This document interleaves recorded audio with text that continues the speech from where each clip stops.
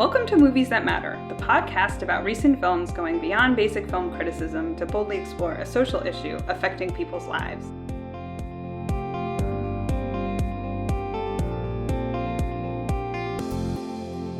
I'm Nicole Finari, and with me today is... Garret Schellenhammer. And what movie are we overanalyzing today? Dungeons and Dragons, Honor Among Thieves. A charming thief and a band of unlikely adventurers embark on an epic quest to retrieve a lost relic, but things go dangerously awry when they run afoul of the wrong people. With a pretty all-star cast of Chris Pine, Michelle Rodriguez, I don't know how to pronounce your man's name, Roger Jean Page? We're calling him RJ. Sorry, I'm sure with that French name, that's an abomination. But Justice Smith and the ever-great Hugh Grant. What'd you think? It was a really cute movie. I have to start with, it felt very on brand for D&D. Dungeons and Dragons is going to be D&D. Everybody, if you do not know, that is a very popular role-playing game that has been popular since the late 70s, early 80s in the United States, that has taken over worldwide. But it was very, I thought, on brand for what a Dungeons and Dragons movie would be. Okay. Yeah, so this was not originally part of our plan to see this movie. Things went badly with the movie we had planned, so this was kind of a last-minute scramble, and I have to say that I thought it was a delight. And I went in with the worst expectations, which always helps, but I was just like, this looks so stupid, and then I really liked it. And I was thinking, they're just going to, kind of make fun of Dungeons and Dragons throughout, and they did in certain ways, but the humor was, so well done. It was quippy. It was it landed really well. And so, yeah, I absolutely enjoyed seeing this. More than I thought I was going to. Mainly because, like Nicole said, we had planned on seeing another movie, which is fine. Sometimes theaters don't have movies as well as they used to. But going into this, I was like, it'll be, jokes about Dungeons and Dragons. But it was so well written, while still feeling like you were listening to a narrator or a dungeon master do a Dungeons and Dragon quest for you. Yeah, I felt like one thing they had to their advantage, which was that there was a lot of things that would go sort of spectacularly wrong or very luckily right, which really gave you the feel of somebody got a really good roll when they needed to. And in another movie, you'd be like, that doesn't seem realistic. I mean, realistic in a fantasy movie, but still and you're like, no, that totally fits in keeping with the spirit of the game, right? You could sort of feel how, again, the element of luck would kind of weave through the movie, which I thought worked really well. It really felt like you were kind of there for spectating someone else's Dungeons and Dragons quest. And that, to me was so, I agree, you could clearly tell some of it was luck. But that's the game. And there were some times where, you expect something to go really right, and then you don't get any luck whatsoever, and your rolls are all terrible. But just watching them, struggle through each event, knowing that, if I was playing the game, I'd be like, oh, come on, team, let's roll for initiative right now. Let's roll for some, dexterity. And then it'd be like, oh, well, good try, everybody. Let's try plan B, C, or D now. Yeah. Yeah, so I think for me, definitely most of what worked about the movie. I did think the writing was good. I thought the jokes landed. I thought it was the performances, all those actors were just sort of perfectly cast in the roles that they were in. I love Chris Pine. Chris Pine is my favorite Chris. And you know how I feel about people who can sing, must sing. That is my rule. If you can sing, you must. And people who can't sing should never sing. So then I was like, oh, good, they cast him as a bard. That was great. It was really fun to see that. I thought Michelle Rodriguez's character, it kind of occurred to me, it hit me halfway through the movie that she was, the dumb oaf. She's the barbarian, yeah. But that role is almost usually, that trope is usually male. Yeah. Right? And I was like, oh, I see what they did there. That was really fun to make it a female role. And then to have her, like, love interest be this, like, tiny little... like, all of it, I thought it really came off well. It was still that sort of stereotypical dumb oaf character, but having Michelle Rodriguez do it, she just really made it funny and cool. Yeah, and I thought her, you know, she's been criticized before for being very bland when she acts and, like, not a lot of, like, emotional range. But that's what this character literally called for. And Absolutely. I thought she, like, gave me more emotion with less emotion. Does that make sense? She was acting so well in this. I felt like she had probably one of the best continuous acting throughout the whole thing. But yeah, I thought it was cast pretty perfectly too. Like I look back, like I don't know who else I would have placed in there, you know?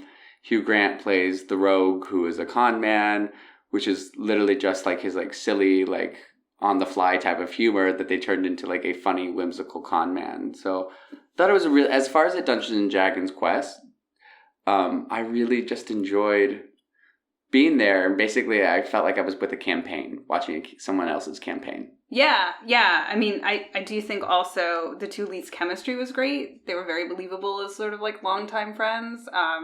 Shout out to him knitting in the beginning of the movie. I was like, yay, knitting.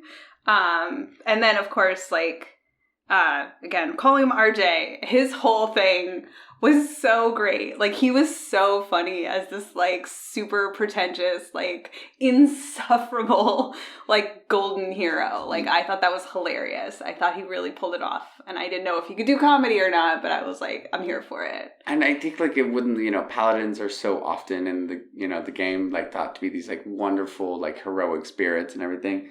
And they gave him a nice little twist on his paladin. Like, he was like, I had been touched by evil, but I choose to walk in the light. But, like, the dry humor he releases through that, because he's a very literal, his character is very literal, so it doesn't get analogies, metaphors, anything like that. And so it was so funny to listen to him, like, go in a scene, and then physically you could see Chris Pine delivering the lines, being like, I'm so frustrated with you right now. Like, just answer, even if I'm acting. But no, I thought that everybody had like a wonderful, their characters each had enough development. There wasn't too little you know, because with a party, sometimes you can get lost in like, we only have the leader's story or something like that. But they did a nice job of highlighting everyone's story really well. And that's part of D&D. You know, we get a little backstory on everybody as we go along, and then it develops into one thing.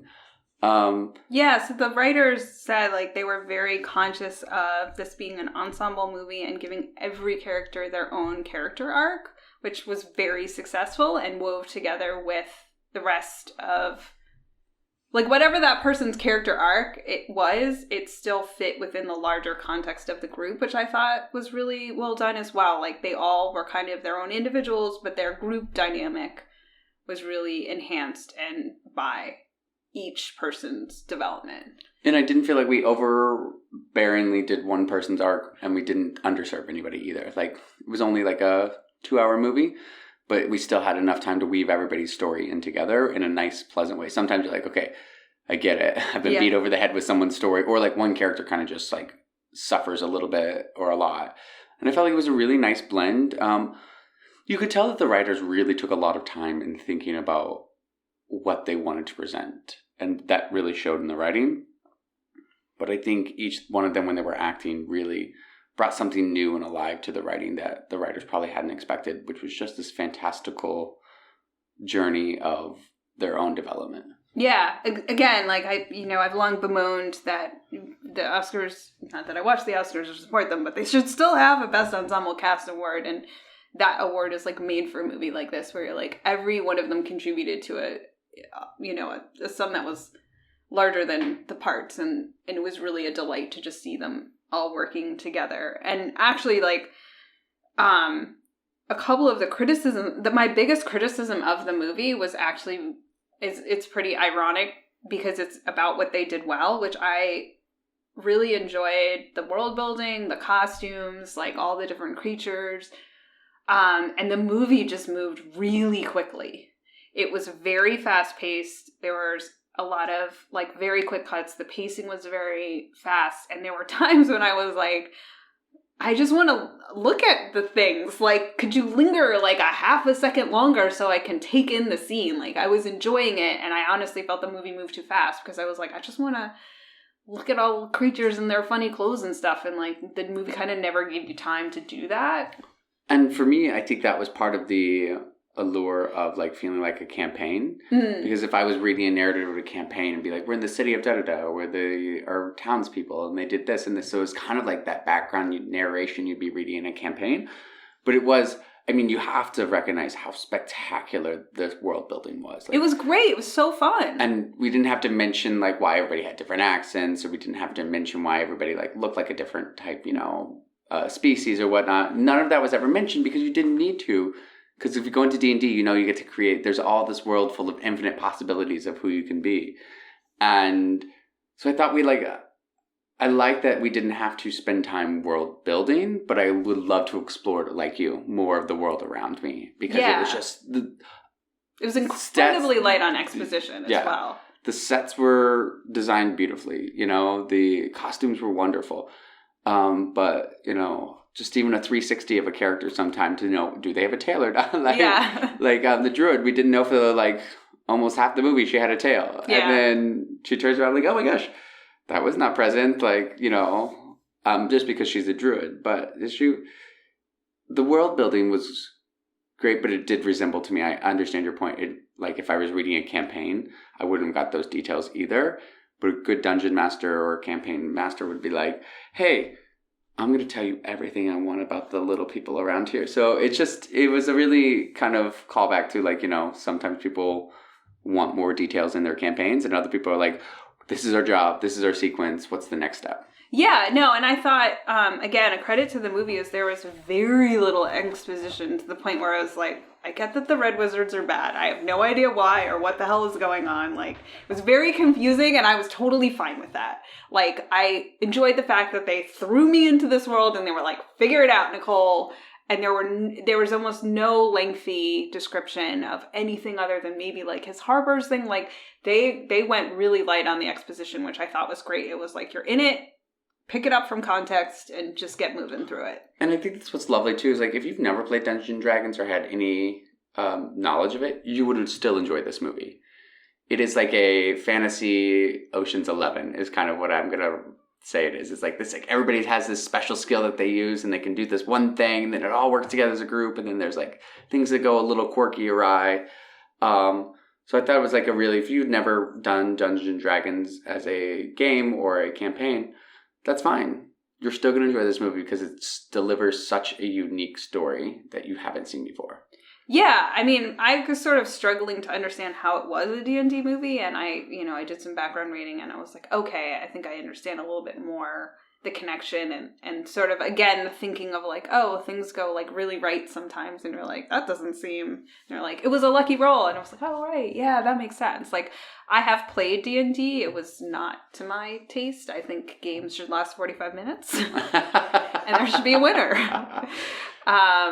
Well, that's what I loved is D&D, so many times you get to something, you think you've won or you've solved it, and it's oh, that was just to get to the next quest, then the next quest, and you experience that through the movie where they have to go on 15 quests to get to the end, and it was a really nice reveal campaign as it went on, but the struggle in some of the D&D campaigns when you play is oh my gosh, I thought we were done.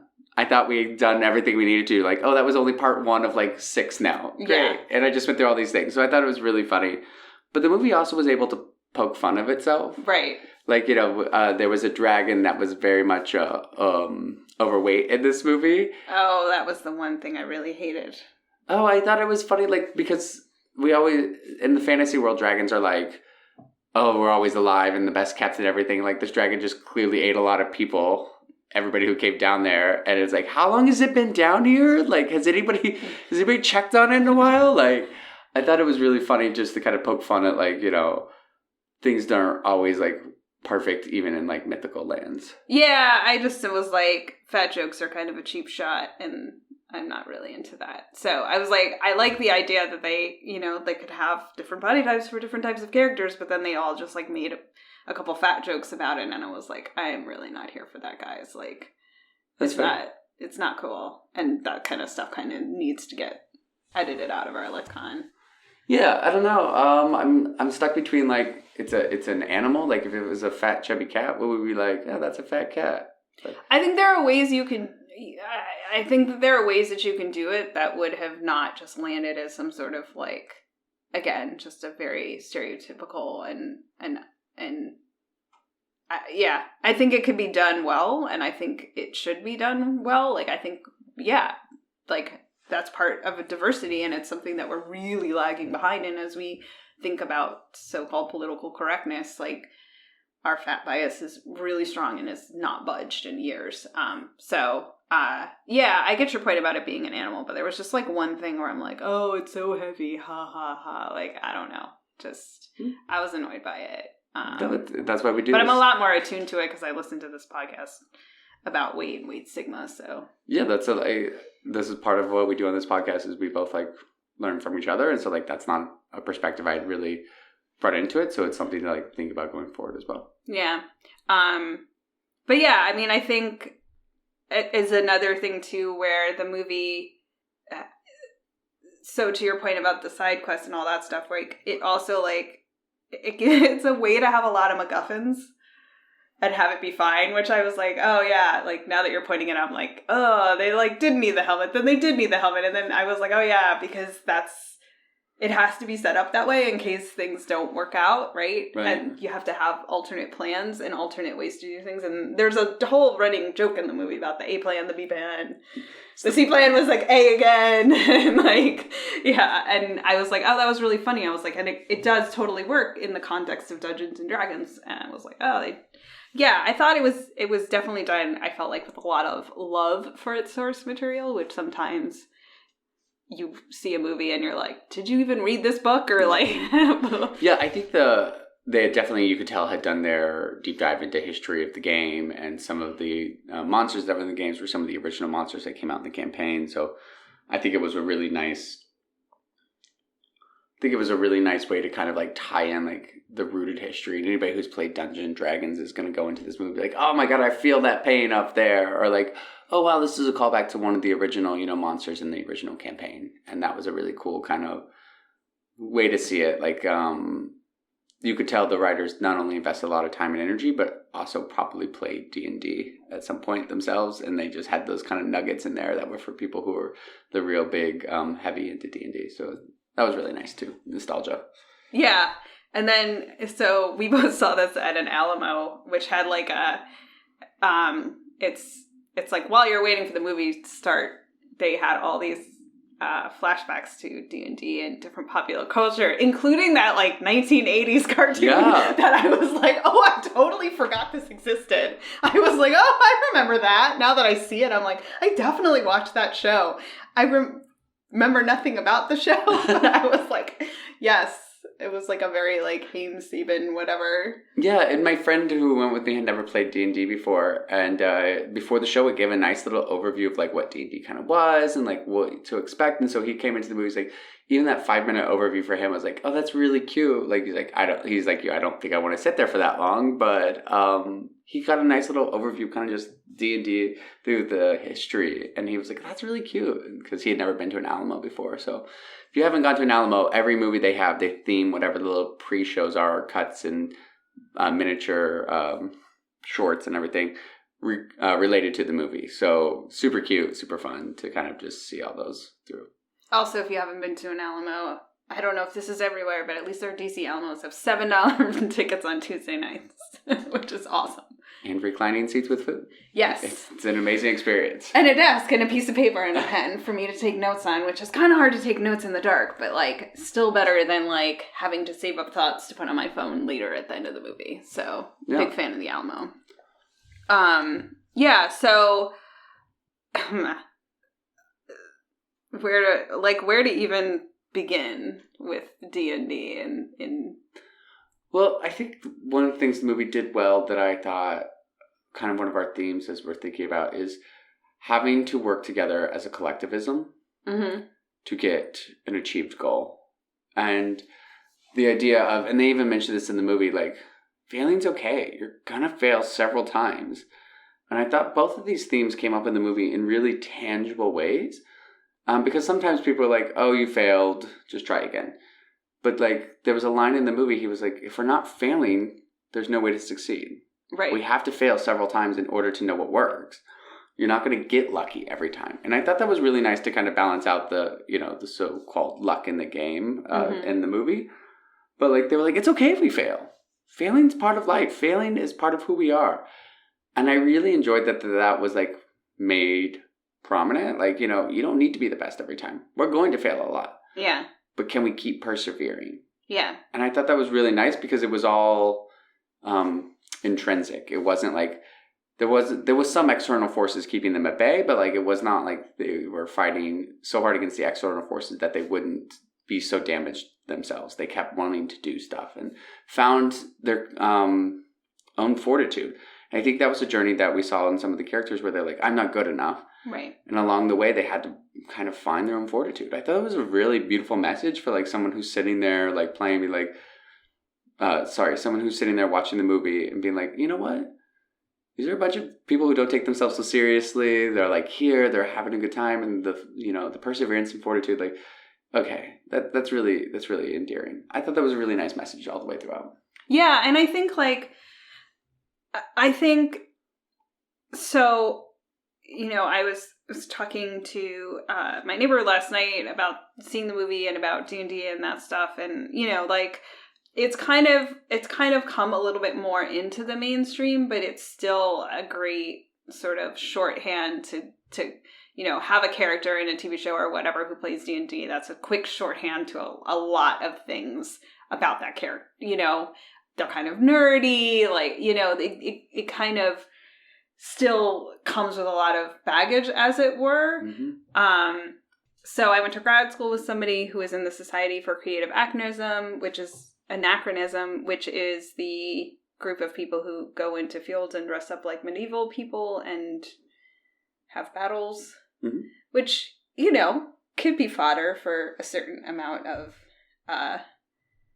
bullying, I guess, as it were. But I'm like, you know what? Like, you have a community, you're like, people are super into it. You have all these people who are amazing, like craftspeople or seamstresses or tailors or whatever, like, and I was just like, you do your thing, right? Like, if this is where you found community, and I think that's what a lot of people kind of, it's part of the joke about D&D, but it's also what draws people to it is, you form this little community with your friends and you get to be somebody else, but still you in a way, right? You can imbue your character with as much of you as little as you as possible, and you get to work on a project together.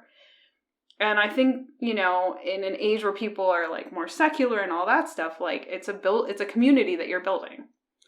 And I think what's really wonderful about what you just said is like D&D offers you a place to escape. Either you can be mm-hmm. someone completely different from who you are in your daily life, or you can be you and then be a different version of you too. Like, maybe you always really enjoy like nature, but you don't get enough time to spend with nature in general. So you may be a druid in D&D because you really want to connect with nature, and that's your connection to nature, even if it's mythical or made up. But that's a really nice part of you that gets to experience something like that.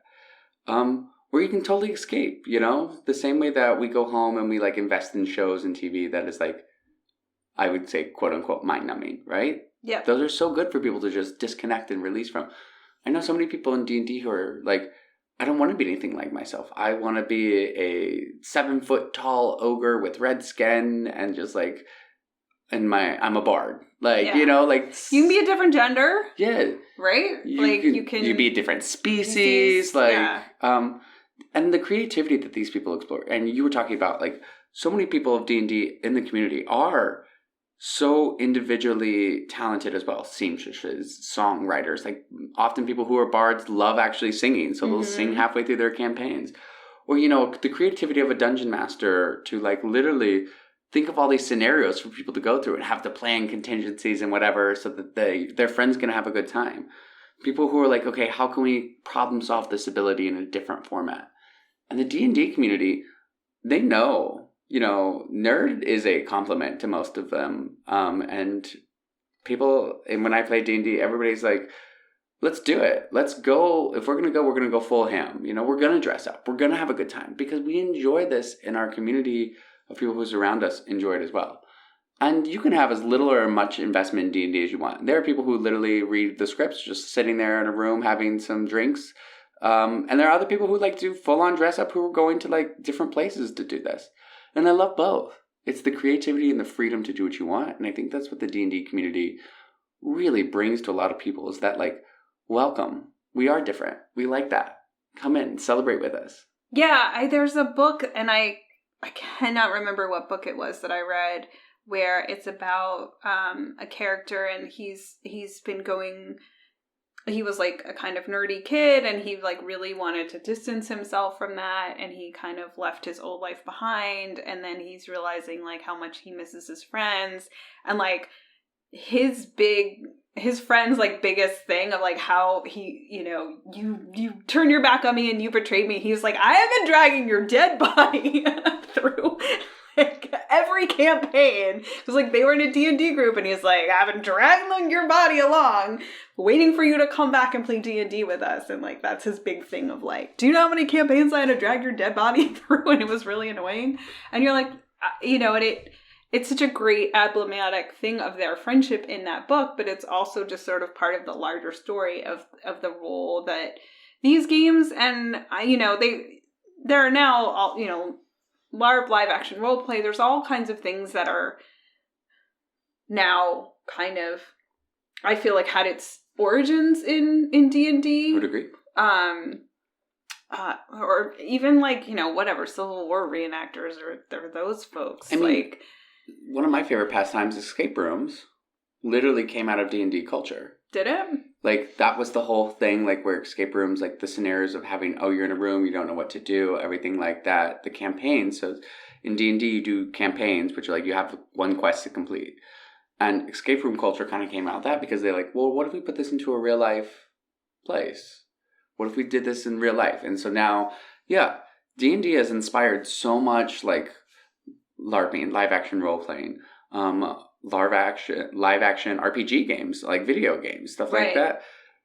It really paved a lot of the way for when video games came along. A lot of these stories were D&D-esque, and they come out of like this mythical land where you go and do A, B, C, D, whatever. But it's got such nice creative inputs, and like it's a much larger community than you think. There's not just like 8 people in the United States doing this. There's like hundreds of thousands of people just in the United States enjoying D&D. And D&D is very much a worldwide sport too, you know, like game, sport. We can talk about it which way you do it. But there are conventions. These people are getting together, and they've got a community that's so strong that when they meet another one, they're like, oh my gosh, tell me about you. Tell me about your character. What's your campaign? And, you know, WoW. I don't know if any of you play WoW online. But WoW is basically just a virtual D&D game. You can get with a party, you can do it singular, like, and so all these great ideas have come out, and it's inspired so much culture, and yet it still gets so much like shade. Yeah, you play D&D, and they're like, yeah, I play D&D. I would love to. Like, I've never heard a D&D person be like, oh yeah, I play D&D. I wouldn't want you to join. I've only ever heard D&D community members being like, I would love for you to play. Like, they're so welcoming, they're so warm, and I think there's something to be said about that in the movie too. You feel that way. They're like, yeah, we need help. Let's go on a quest. Let's find new people. Let's make new friends.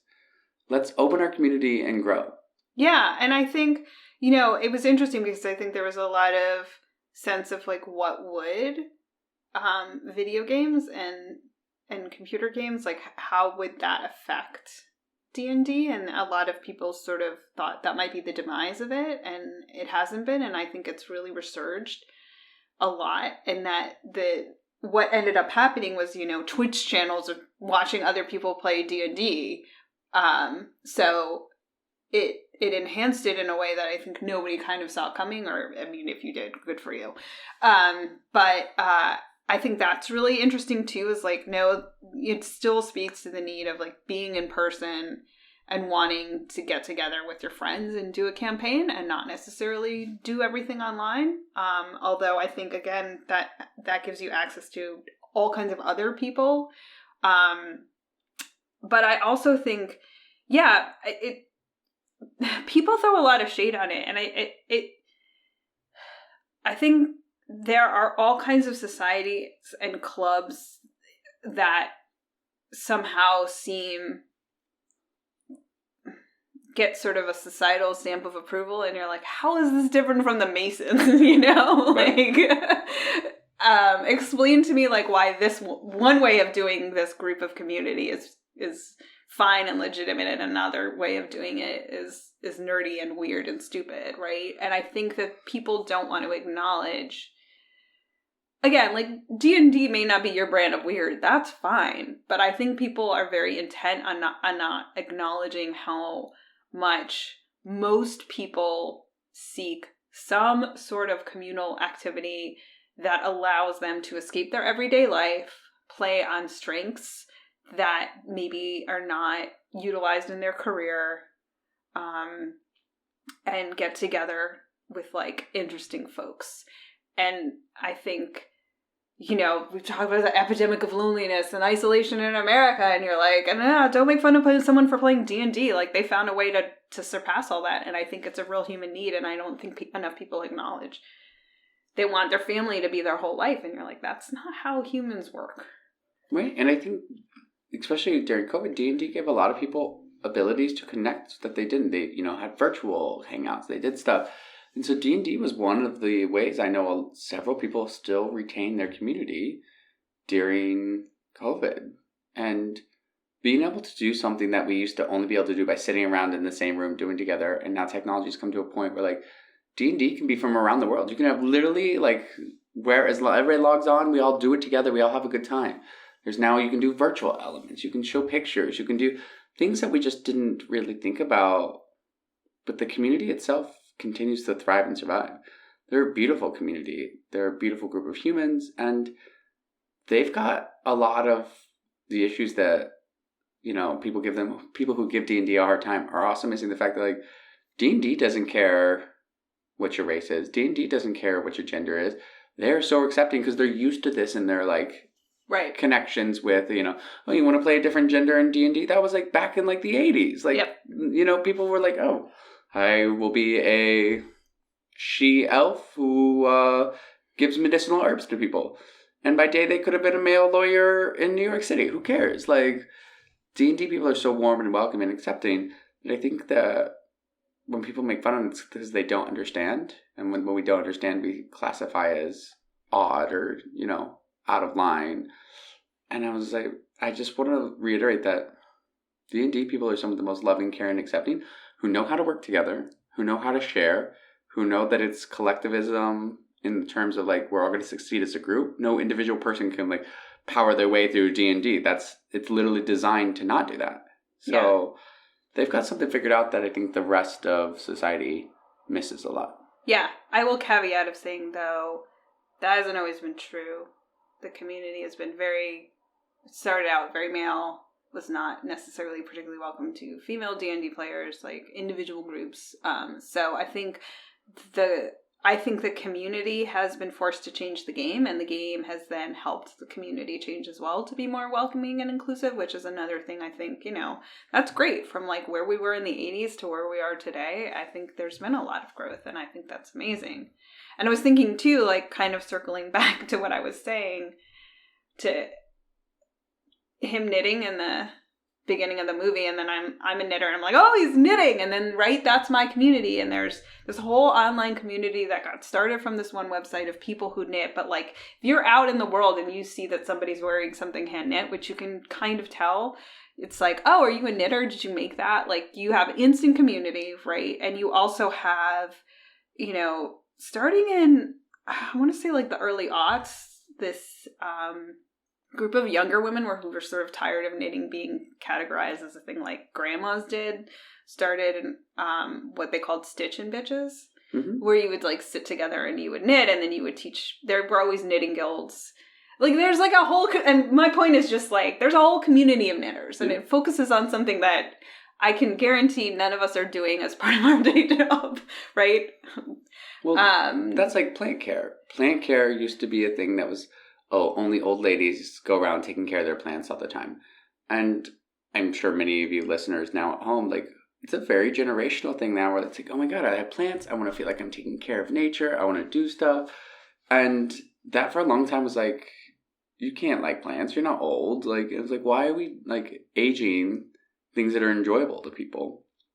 This is one of those things. Like, let people enjoy what they want, but also maybe try it too. See if you like it. Yeah, I mean, so historically, knitting has been very gendered, right? It's been very much a thing that women do, and you're starting to see more things pop up of like men knitting in popular culture, and I'm like, let's do it. You guys are gonna love it. It gives you something to do with your hands, like, and then you get something made at the end of it. It's really satisfying. So, like, yeah, I think,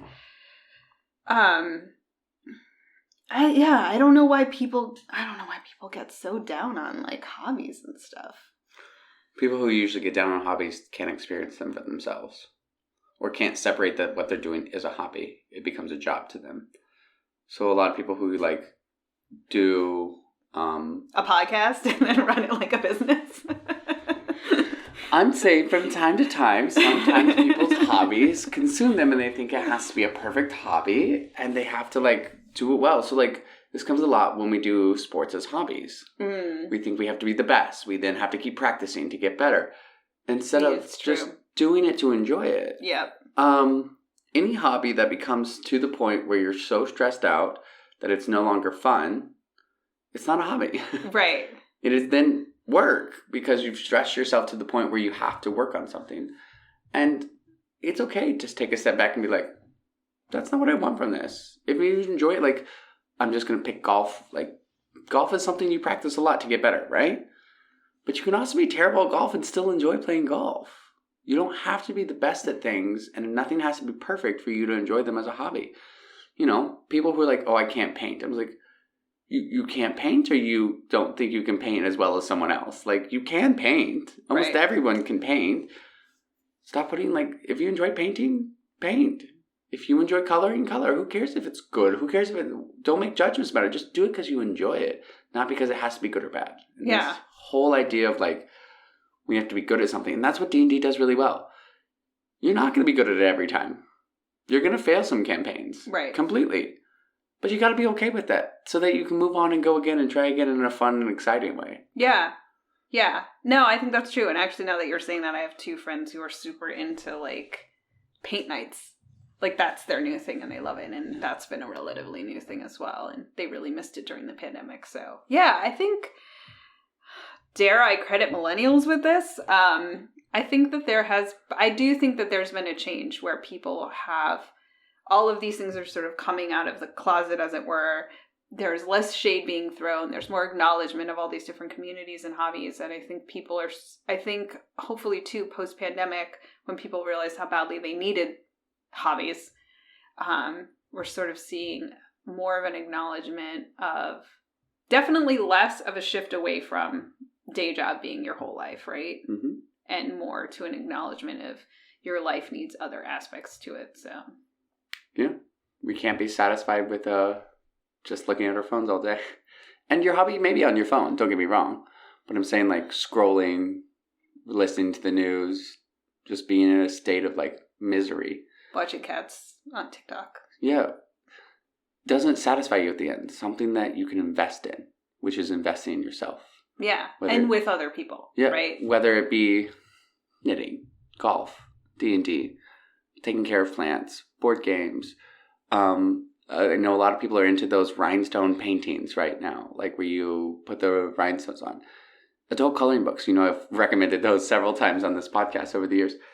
Whatever it is, do it and enjoy it. Find something you want to do. And if you're not sure what you want to do, try everything until you find something you like. It's okay not to like everything you try, too. Yeah, and but again, find your community with it. Find your hobby and find the community around that hobby, because those two things are crucial. You have to be able to do something that you enjoy, and you have to find the people will sit there and talk about how much they like different brands of yarn with you. Teach you a new stitch or whatever. It's really cool to have both components in your life. I agree. All right. On that note, a social impact score for Honor Among Thieves. We're going to go middle of the road and just give her a solid 5. Because I think there's a lot of good messages in this movie. there's a lot of good, like, moral development and doing what's right and, like, finding yourself. Is it going to go out and change the world? No, but it just reminds us that find your niche, find your group, have a good time, persevere. Yeah, I suspect that this movie will do very well on streaming as people realize, like, it's just very fun and there are so little fun things. Also, you can see everything in this movie, which is pretty exciting. I've just been watching a couple very dark or poorly lit shows and reminding myself how much I can't stand that. Like, everything is visible in this movie. So I think, people will catch up to it on streaming, be like, word of mouth will travel, and I think this movie will have a decent afterlife. Yeah, it's not changing the world, but it was honestly a lot more fun, and the world building was great. Much more than I was expecting. So I'm with you on a 5. Recommendations for the week? Mine's simple. Try a D&D campaign. Get online, find a group that'll play, find a local group. Just try one, because they can be as hard or as easy as you want. Or if you want to take a little short dive, go to escape room first. Okay, so I am going to recommend sticking with a quote-unquote game theme. What I honestly consider, deep in my heart, the greatest video game ever created. I.e., the only one I've ever really liked or wanted to play. Tetris. Oh. So the movie streaming on Apple TV is quite fun and really interesting. Obviously, some creative liberties were taken, but most of it is kind of true, and it's a really fascinating look back at the decline of the Soviet Union and what was going on at the time. Very fun movie, so really enjoyed it, and it gets the soundtrack is this Tetris music subtly playing in the background. It hits a lot of nostalgia notes in the right way. So I am recommending that. And as always, we hope you enjoyed this podcast. Check out our other episodes. Check out our website, moviesthatmatterpodcast.com. We have a Facebook page. We've got merch. Do the things. Say hello. Email us at moviesmatterpod@gmail.com. Don't leave racist and misogynist comments on our YouTube.